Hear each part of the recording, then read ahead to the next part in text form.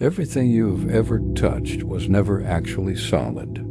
Everything you have ever seen was never actually separate from everything else. Every object, every surface, every person, every particle of matter that has ever existed, including every atom of your own body right now, is not a thing in the way you have always assumed things are things.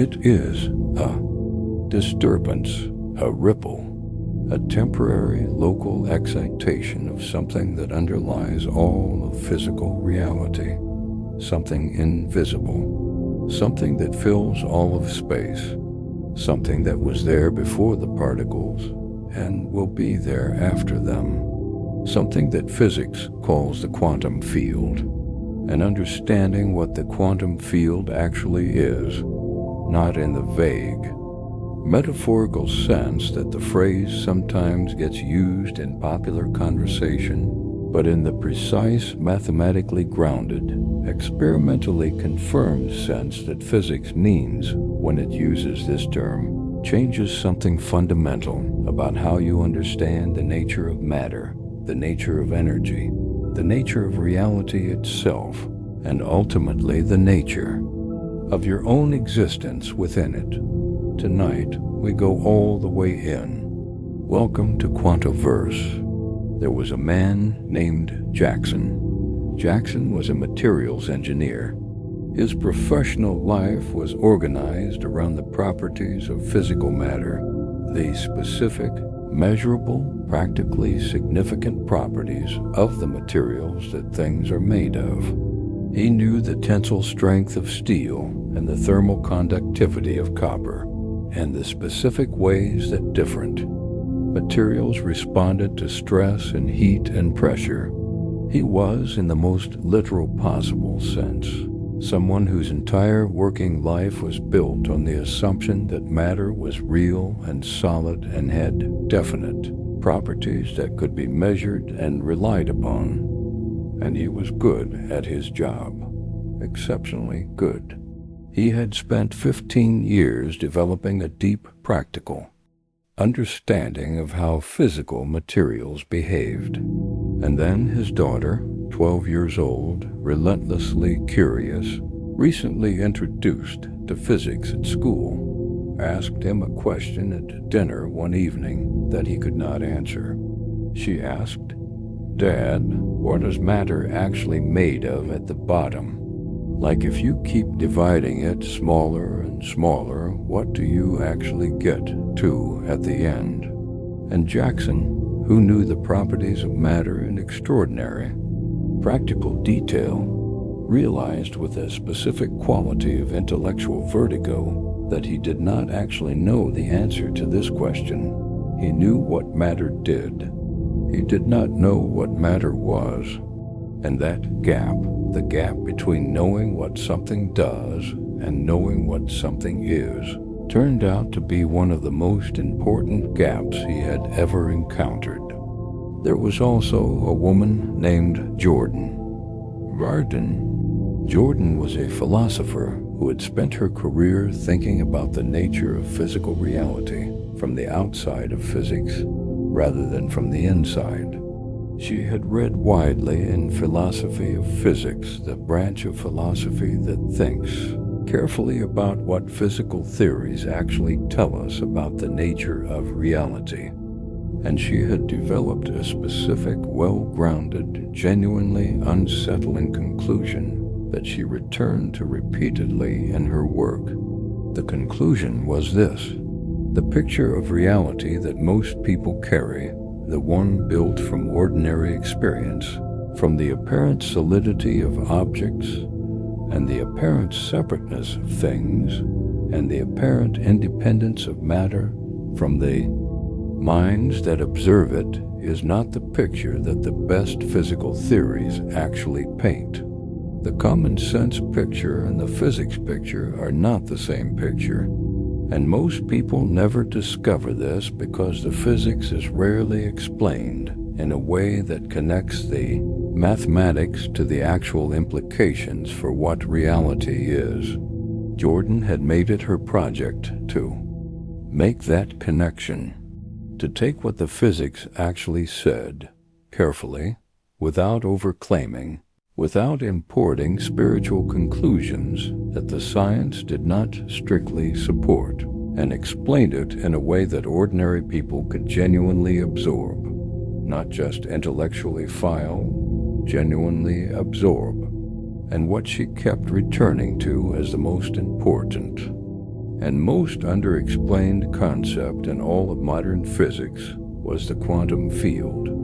Let us build the foundation carefully, because what the quantum field actually is requires understanding something that most physics education skips over in a way that leaves a crucial gap. Most people learn, if they learn any physics at all, that matter is made of atoms, and atoms are made of protons and neutrons and electrons, and protons and neutrons are made of quarks.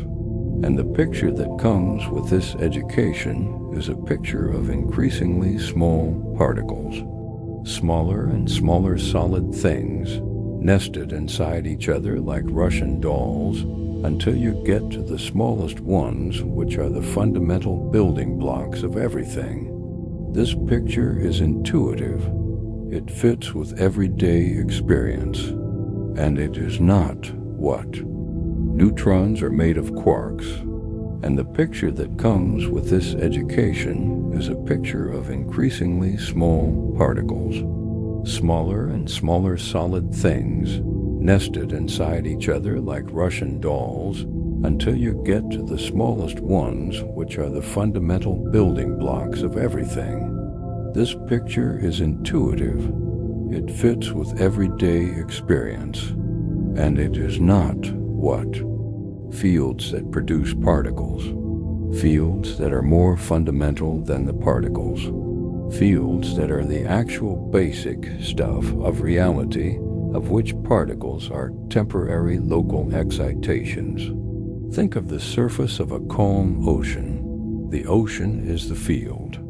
A wave on the surface of the ocean is the particle. The wave is real. It has a location and a size and a direction and measurable properties, but it is not a separate thing from the ocean. It is something the ocean is doing locally.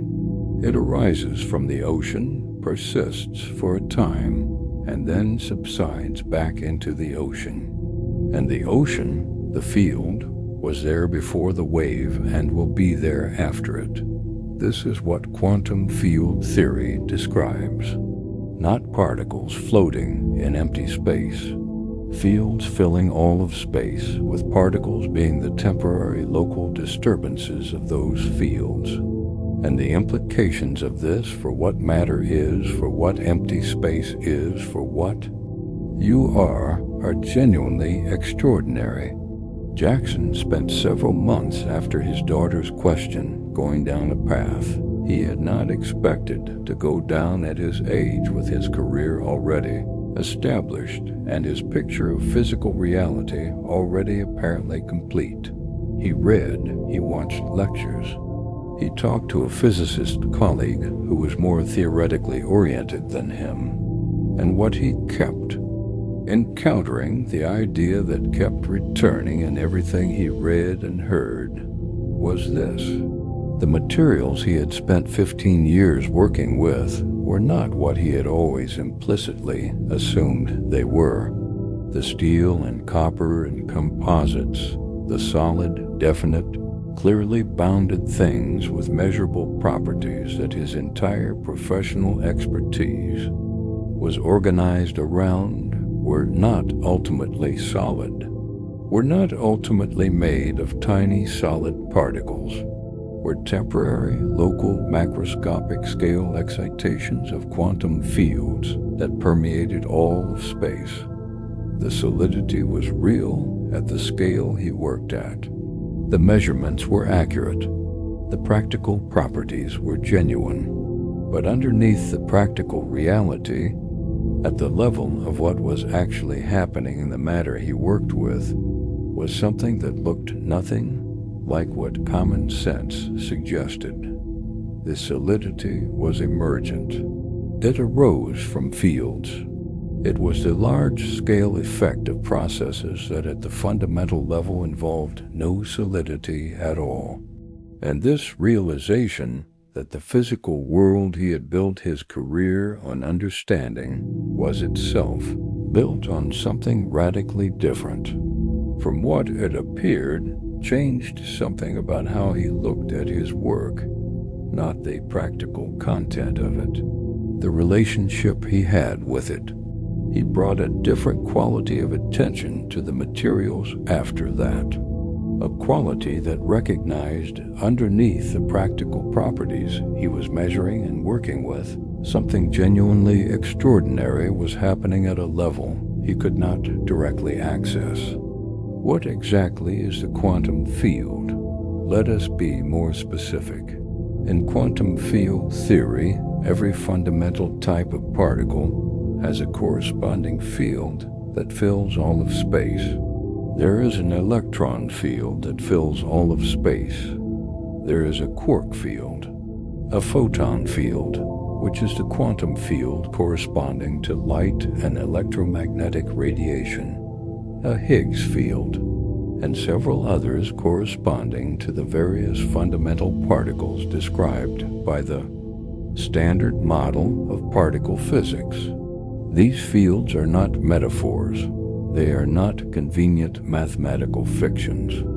They are the actual physical entities that quantum field theory describes as fundamental. When an electron exists somewhere, what is actually happening, according to the theory, is that the electron field has a localized excitation. At that location, the electron is what the electron field does when it is disturbed at a point, and the electron field itself, the field in its undisturbed background state, is present everywhere, in this room, in your body, in empty space between galaxies.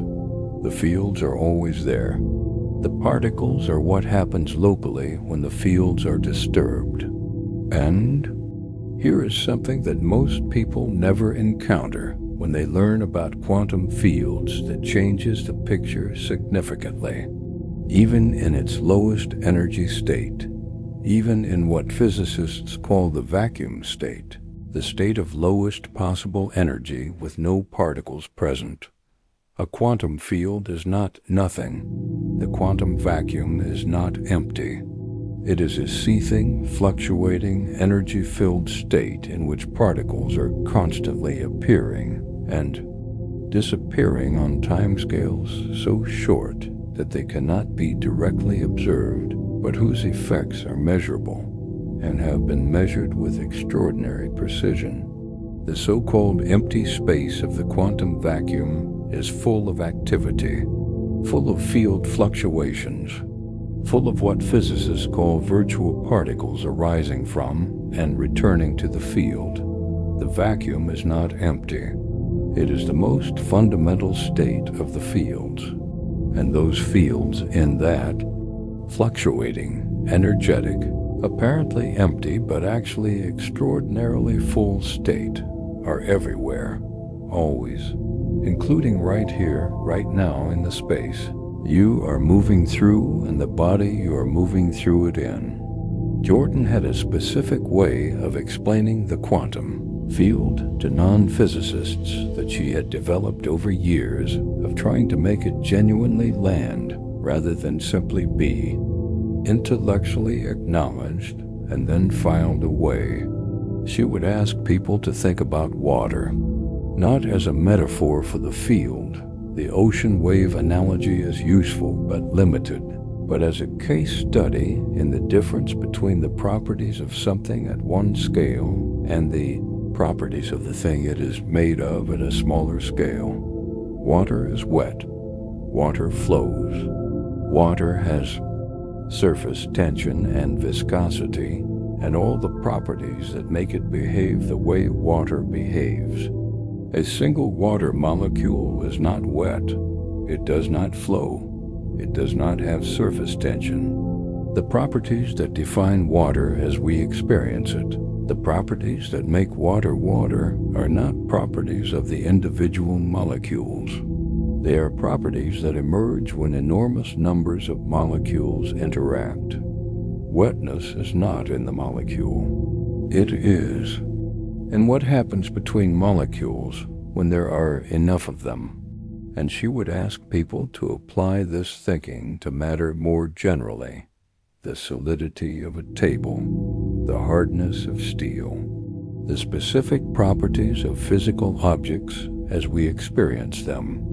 These are not properties of the quantum fields at the fundamental level. They are properties that emerge when quantum fields interact in ways that produce the stable macroscopic structures we experience as solid matter.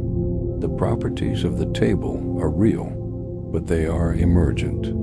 They arise from something at the fundamental level that does not have those properties, that is not solid, that is not separate, that is not even particle-like in the way we usually imagine particles to be. And once you genuinely absorb that, once you stop filing it as an interesting intellectual fact, and actually let it change your relationship with the physical world you move through, something shifts in how you understand what matter is and what you are. Here is a question for you, and I want you to answer it in the comments, because I think the answers are going to be interesting. When you think about your body, the physical thing you are inhabiting right now, what do you think it is made of at the most fundamental level? Not the biology, not the chemistry, the physics. What is actually there at the bottom of what your body is? Most people have some version of the atom's answer, which is true at one level of description. But beneath the atoms, beneath the protons and neutrons and electrons, the most accurate current description is fields. Your body is a temporary, local, extraordinarily complex and stable excitation of quantum fields that fill all of space. The boundary between your body and the space around it, which seems so obvious and definite from the outside, is at the quantum field level a much less sharp boundary than it appears. The fields do not stop at your skin. The fields are everywhere. Your body is a specific pattern in the fields, a stable, self-maintaining, extraordinarily intricate pattern that has persisted for the years of your life and will persist for the rest of it. But a pattern and something that extends far beyond you. What does that do to your understanding of where you end and the rest of reality begins? Tell me in the comments. Jaxyn eventually had a conversation with Jordan. They met through a mutual friend who thought they would find each other's perspectives useful. She came at the quantum field from philosophy. He came at it from materials engineering, and what they found in conversation, sitting across from each other in a coffee shop that neither of them would remember the name of afterward, was that they were both describing the same gap. The gap between what physics actually said about the nature of physical reality and what ordinary experience suggested about the nature of physical reality. Jaxyn's version of the gap was practical. He worked with matter every day. He had built his career on the properties of matter, and the quantum field picture was telling him that the matter he worked with, at its most fundamental level, was not what he had always assumed it was. Not solid things with definite properties. Fields and states of excitation producing apparent solidity and definiteness at the macroscopic scale. Jordan's version of the gap was philosophical. She had spent her career thinking about what physical theories actually implied about reality, and she kept arriving at the same conclusion from different directions.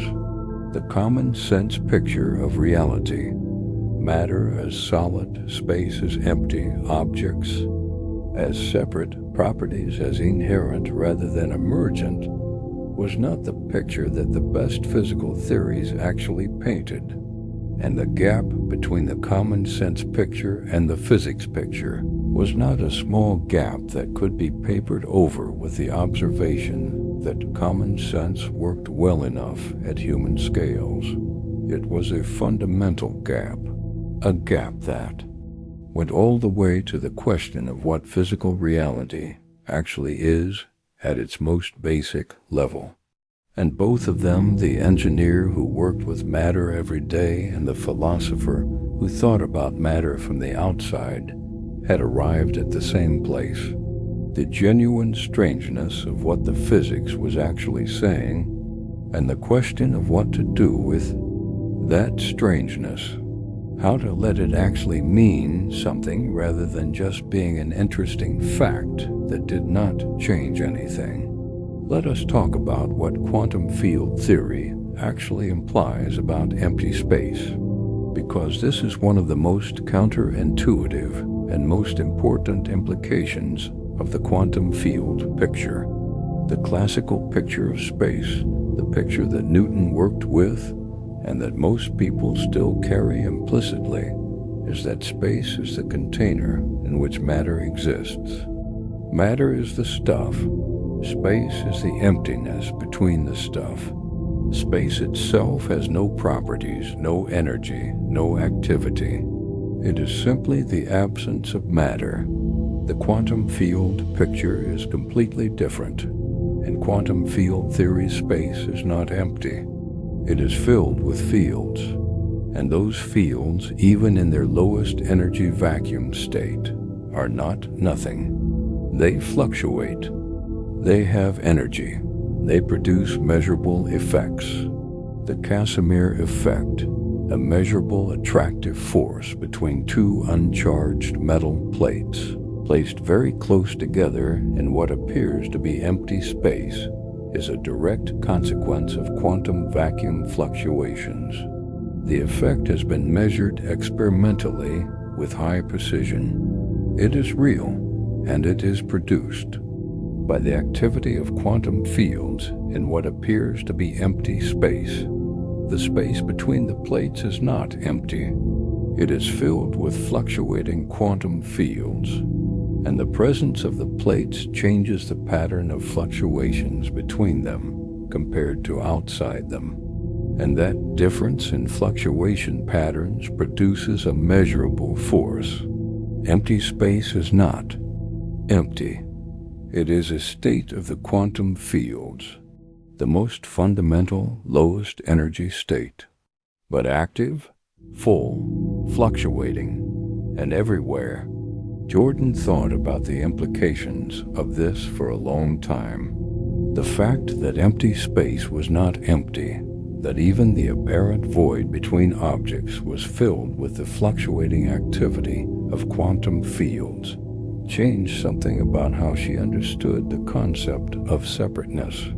The thing that seemed to make objects separate from each other was the space between them, the empty gap, the nothing that divided the stuff from other stuff. But if the gap was not empty, if the space between objects was filled with the same fields that the objects themselves were, excitations of, then the objects were not separated by nothing.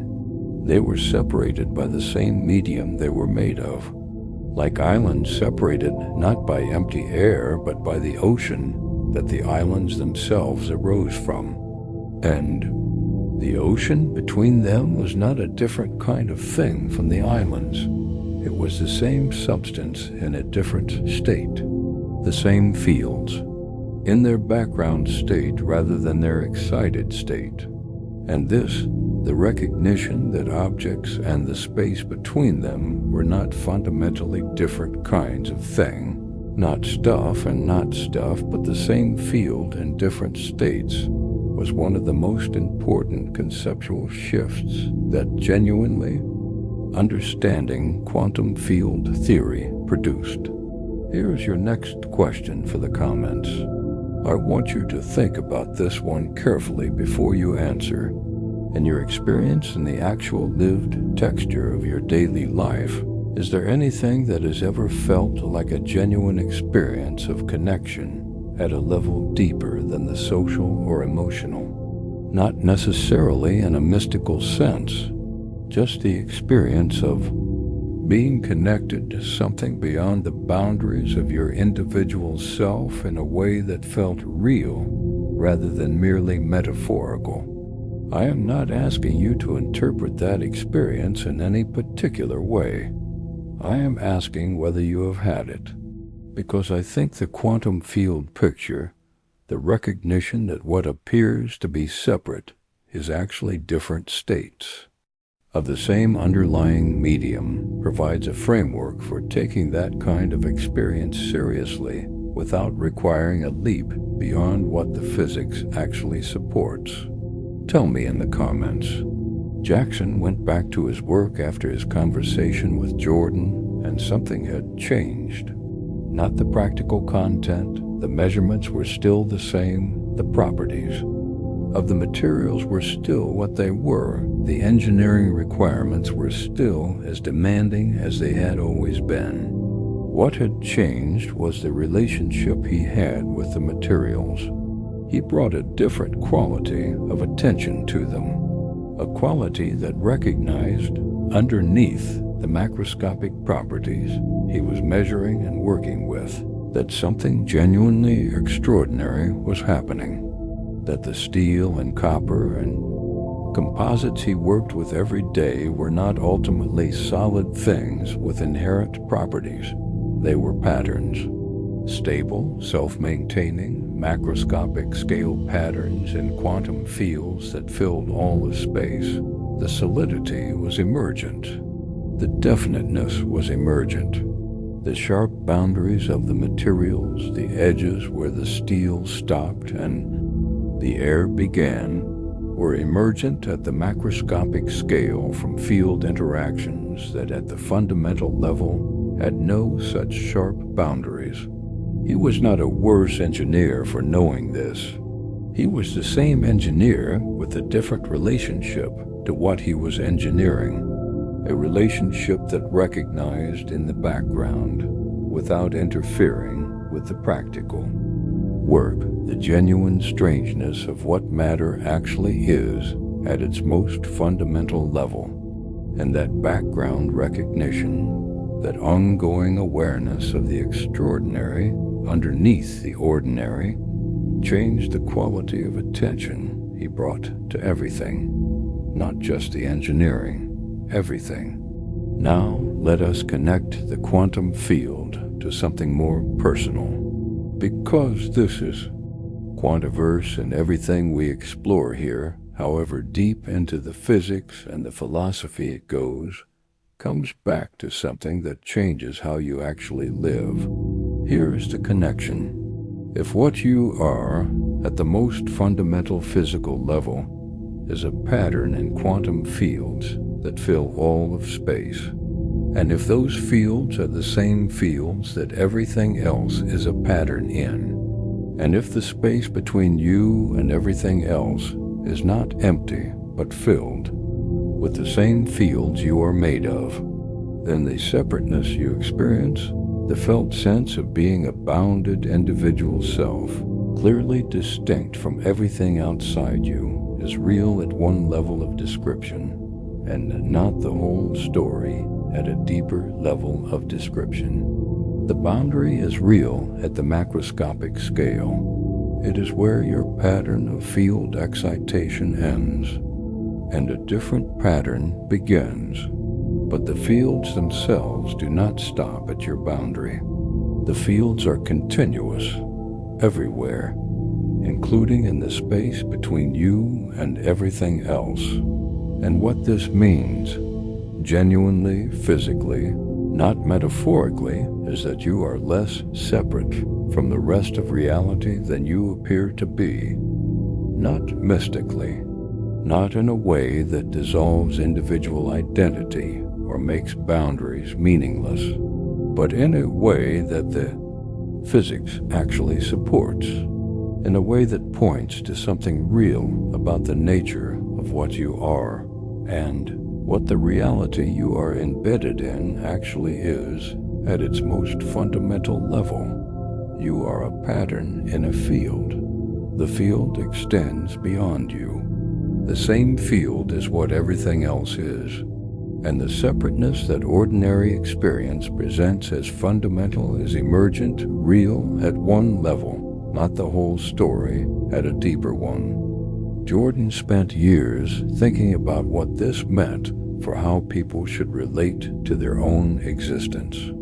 Not in the sense of drawing grand conclusions from uncertain science, in the sense of asking honestly what a genuine, careful, non-overclaiming engagement with what the physics actually said might do to how a person understood themselves and their place in reality.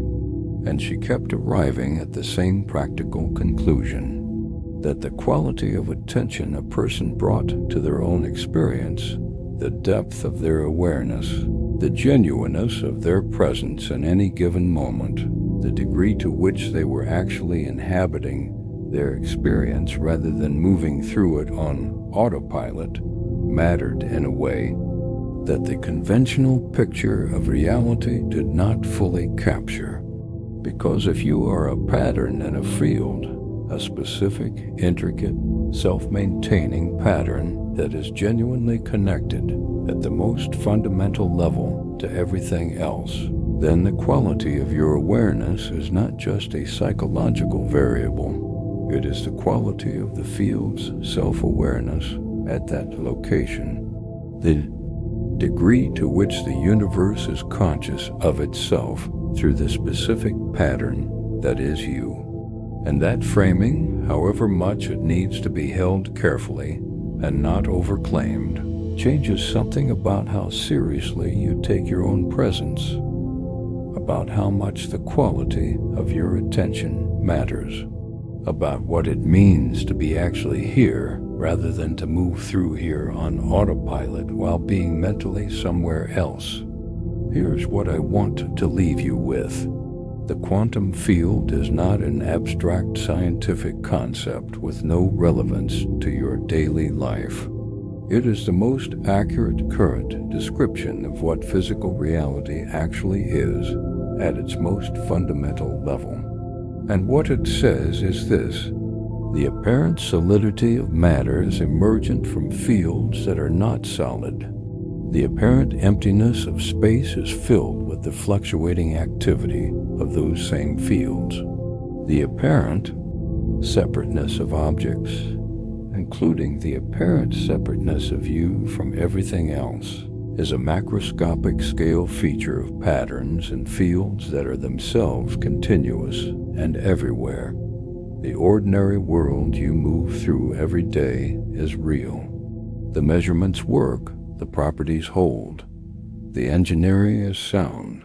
But underneath the ordinary, at the level of what is actually happening in the physical reality you are embedded in, is something genuinely extraordinary, something that the mathematics describes with extraordinary precision, and that human intuition struggles to hold, something that connects everything to everything else through the medium of fields that fill all of space, something that makes the universe less like a collection of separate things and more like a single interconnected process happening everywhere simultaneously.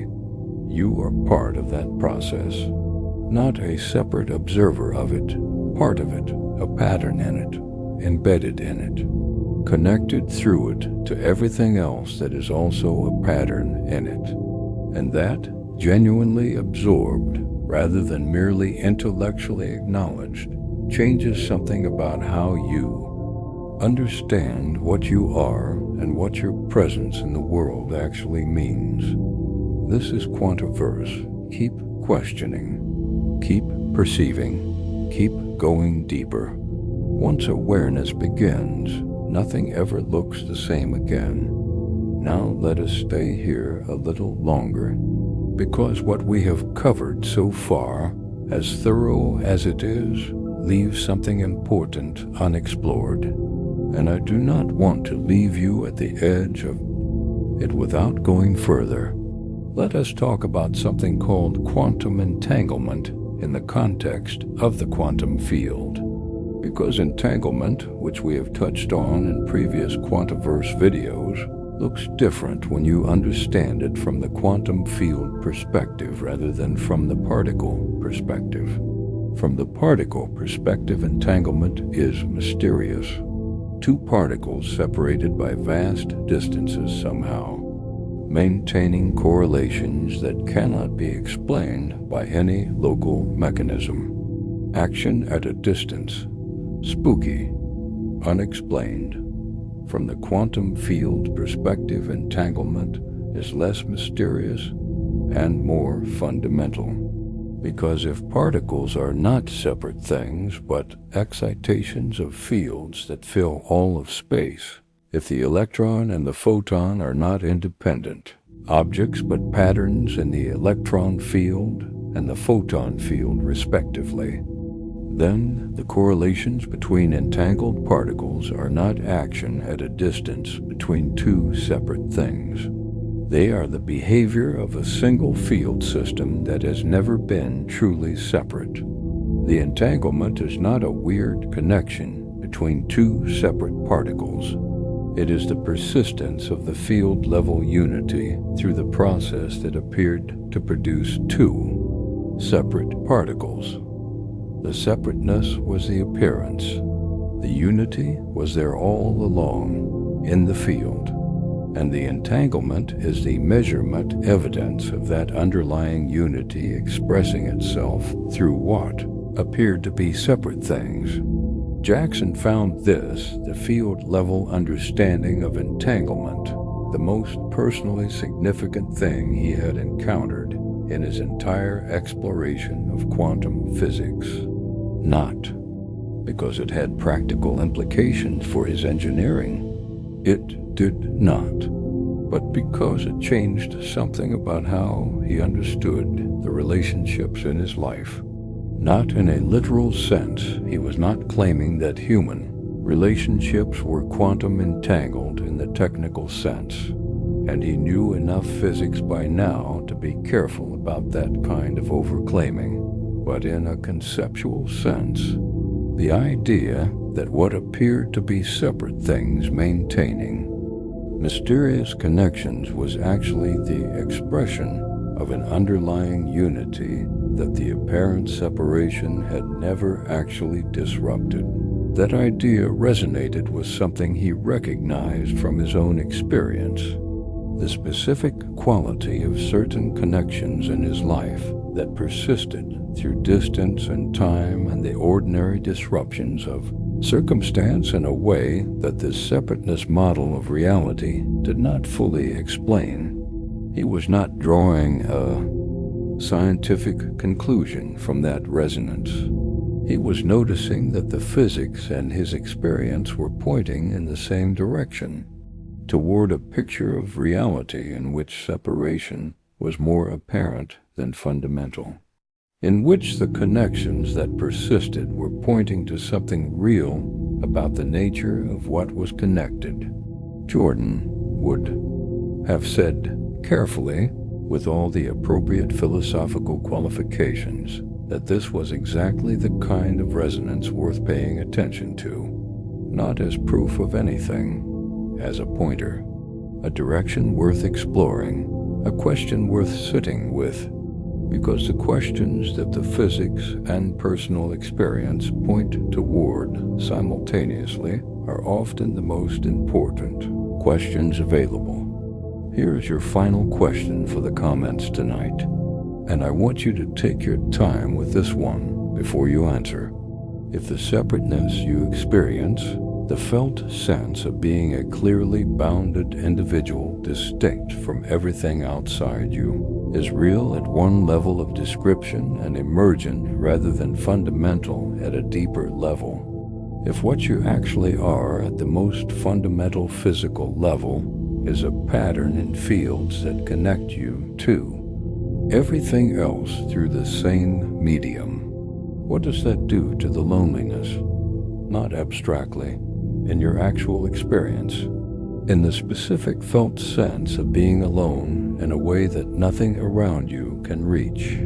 Does knowing, genuinely knowing, not just intellectually acknowledging, that this separateness is emergent rather than fundamental, change anything about how that loneliness feels? I am asking seriously, because I think this is one of the places where the physics and the personal connect most directly and most meaningfully. And I want to know what you think. Tell me in the comments. This is Quantaverse, and the field, the one that connects everything to everything else through the invisible fabric of physical reality, is everywhere, including here, including now, including in the space between you and whatever you have been feeling most separate from. Once awareness begins, nothing ever looks the same again.